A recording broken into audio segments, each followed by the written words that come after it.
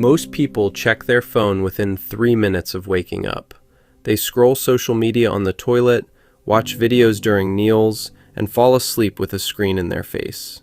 And then they wonder why nothing feels satisfying anymore, why food tastes less enjoyable, why hobbies feel boring, why work feels impossible to start, and why they feel vaguely restless and unfulfilled, even when nothing is actually wrong.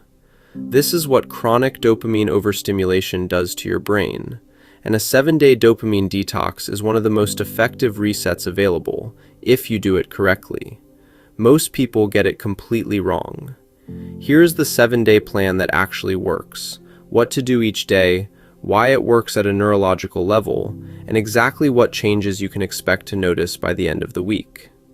First, what a dopamine detox actually is and isn't. Dopamine is your brain's motivation and reward chemical.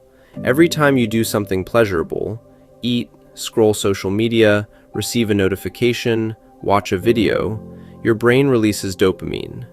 The problem isn't dopamine itself. The problem is that modern technology has engineered an environment of constant, effortless dopamine hits that your brain was never designed to handle.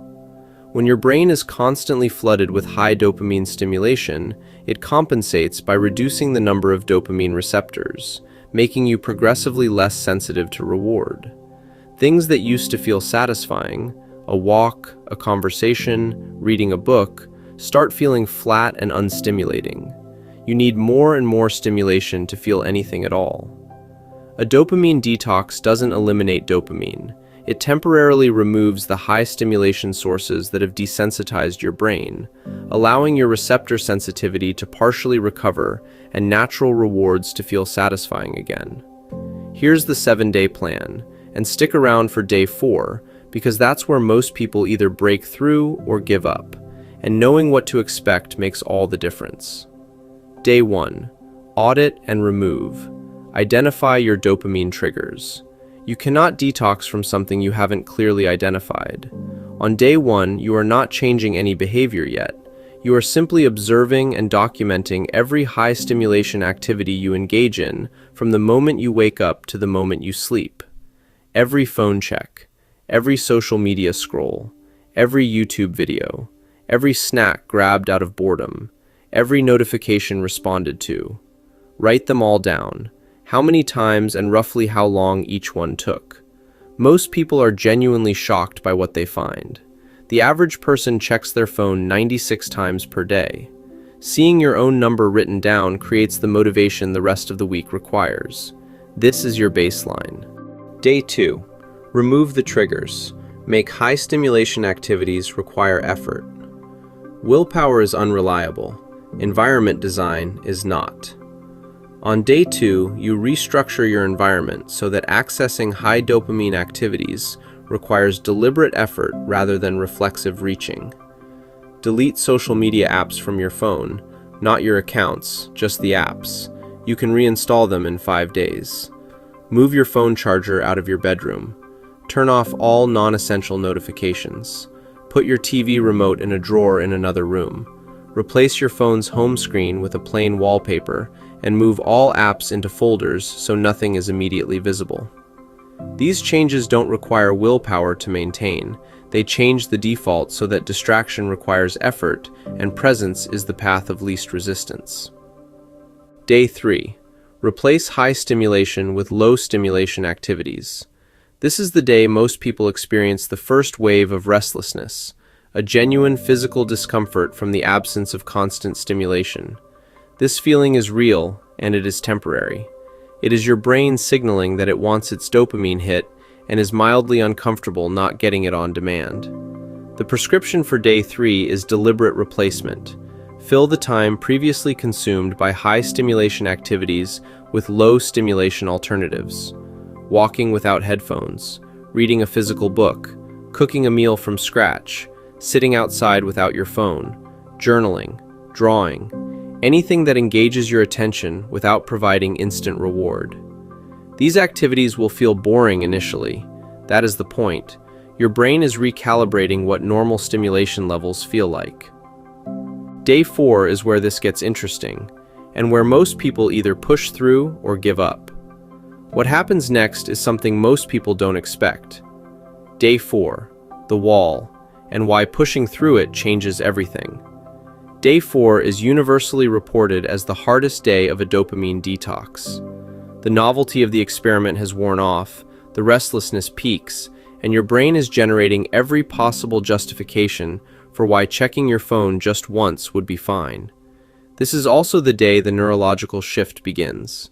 Research on dopamine receptor upregulation suggests that meaningful receptor sensitivity recovery begins around the 72 to 96 hour mark of reduced stimulation, which lands almost exactly on day 4. Push through day 4 without breaking the protocol, and something shifts noticeably. The restlessness starts to ease. Quiet activities start feeling less boring and more genuinely engaging. Food starts tasting better. The urge to check your phone becomes less compulsive and more optional. Day 4 is the wall, and the breakthrough is on the other side of it. Day 5. Notice what comes back. By day 5, most people start experiencing something they haven't felt in a long time. Genuine boredom that leads somewhere. When your brain isn't immediately reaching for stimulation, it starts generating its own, in the form of ideas, memories, creativity, and spontaneous motivation to do things it had been too overstimulated to initiate. Tasks that felt impossible to start on day 1, a project, a workout, a creative pursuit, start feeling accessible. This is your dopamine system working correctly, generating motivation toward meaningful activity rather than reflexive consumption. Notice what comes back. Write it down. These are the things your overstimulated brain had been drowning out. Day 6. Rebuild intentional habits to replace what you removed. By day 6, you have created space in your daily routine that was previously consumed by high stimulation activity. The question now is what to deliberately fill it with going forward, not for the next 2 days, but permanently. Identify 2 or 3 activities from the past 5 days that felt genuinely satisfying, that produced a sense of engagement, accomplishment, or calm rather than the restless, empty feeling that follows a social media scroll. These are your replacement habits. Design a simple daily structure around them. A morning walk before phone access. A reading block after dinner instead of streaming. A weekly meal prep session instead of scrolling. The detox created the space. Day 6 is about deciding what deserves to fill it permanently. Day 7. Reintroduce deliberately, not reflexively. The goal of a dopamine detox is not permanent abstinence from technology or entertainment. It is a recalibration that allows you to reintroduce these things deliberately and in controlled amounts rather than reflexively and compulsively. On day 7, reintroduce social media and entertainment with one new rule: intentional access only. You open the app because you decided to, for a specific purpose or time window, not because you reached for your phone without thinking. The difference between these 2 modes of consumption is the difference between a tool and a compulsion.